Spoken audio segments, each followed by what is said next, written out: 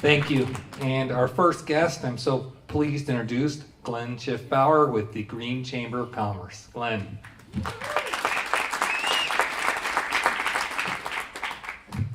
Hello, Glenn. Good to see you, Jeff. I have a couple of questions, and we've touched on some of them about jobs, but I wanted to start with one question that's a one-word answer.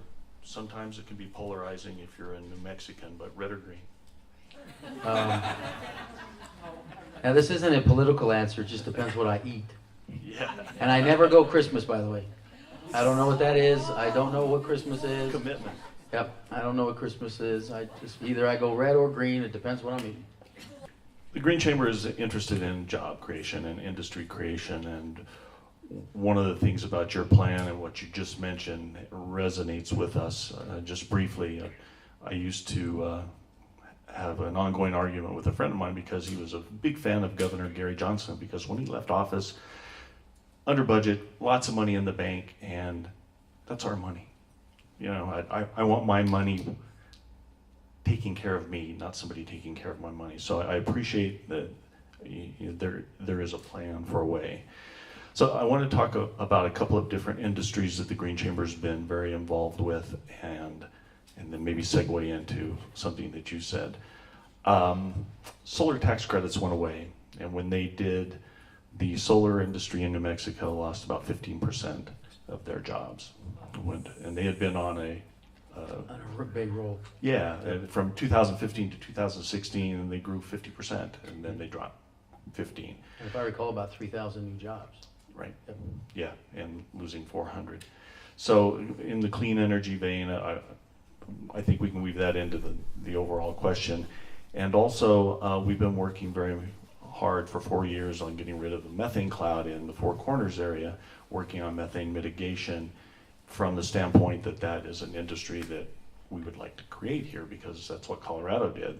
They put their methane rule into place, and that allowed them to create not just businesses but jobs and an environmental boom when it comes to getting rid of something that's very toxic. When you talk about that with the oil and gas industry, you get pushback because it's going to cost them too much for their marginal wells. So weaving those two scenarios from a renewable energy standpoint, with a population of 2 million people in New Mexico and a workforce of about 930,000, where do you find 225,000 people? I understand you find the capital to do those things. And one other thing to add on to that is we've seen in our world of sustainable investment and development that sustainable impact or social impact investors have gone from $6 trillion to 11 trillion in 2 years. So that money is there for just these kinds of things. But again, the number, 225,000, where do you start with that?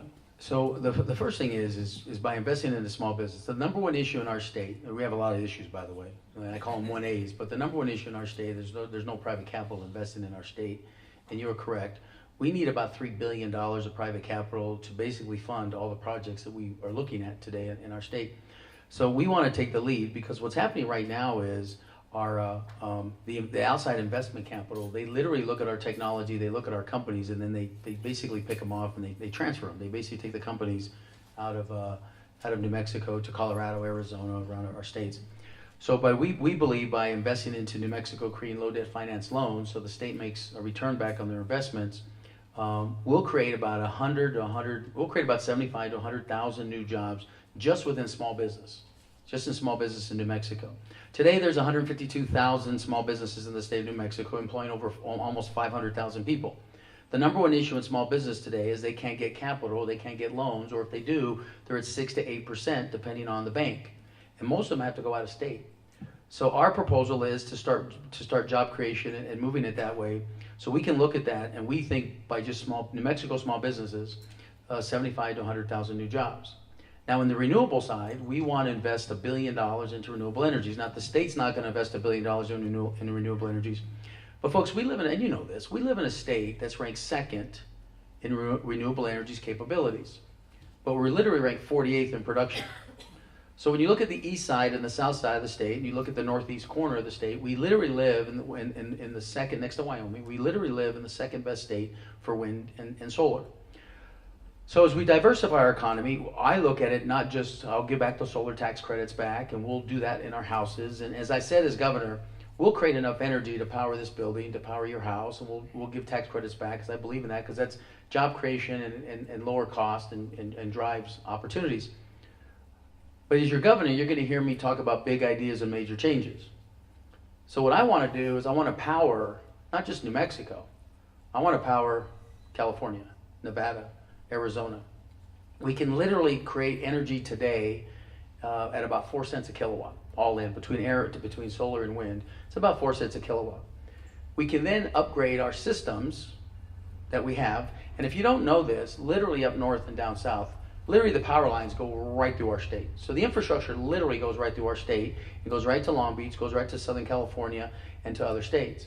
So our proposal is, let's create low-cost energy, right, within renewables. We know they're high in paying jobs. We know they're sustainable jobs. They're newer jobs. But at the same time, I got to look at tax revenue and opportunities for the state and revenue streams for the state. So we look at it that we'll invest $1 billion, and we'll actually, I want the state to own a third of it. So we'll create $1 billion, and we can create energy at 4 cents a kilowatt. That means we can drive the cost down for local New Mexicans and New Mexican families, and also give more power to our rural communities. But my proposal is, let's actually power other states. And those 3 states, just those 3 states I talked to you about, can literally, during high demand months, which is about 9 months out of the year, by the way, will literally buy it at wholesale from 11 to 18 cents a kilowatt. So that's a 60 to 80% return on our investment. Now, where's the $1 billion going to come from? Because I'm not going to invest $1 billion of your $23 billion. We believe we can move $100 million of it into this $1 billion pot. Then talking to our U.S. senators, there's infrastructure and renewable grants, federal grants, and we can go get about $200 million. So now we have $300 million. And then you just mentioned it before, we've actually found, according to the Wall Street Journal, there's $1 trillion in the world looking to invest in renewable energies. I found a company, little old me, found a company in California, found a company in Mexico, in Texas, and in Florida. They literally want to come in and invest $1 billion by themselves because they want to own the infrastructure. They want to make money off of it. I'm okay with that. I just want to partner with them because I want to make a third. We got to create new revenue streams for our state. And so that's what we want to do. So we look at it that we can get $700 million of private capital to invest with us. And that's kind of our bigger long-term project that we think we could do within 3 to 4 years. Now, saying that, those are some of the job creations that we're looking at. So you can go to our website and look at our business plan. When you break it out, so that right there would be about 125,000 new jobs. Then we're looking at other opportunities. When you look at cannabis and hemp and those kind of agricultural jobs, 32,000 new jobs. Then we want to expand into co-ops, into hops, and into other opportunities with agriculture. Then we want to look at value-added agriculture down in the south of New Mexico with our pecan fields. When you start looking at those investments and those job creations, you're talking about another 20,000 new jobs.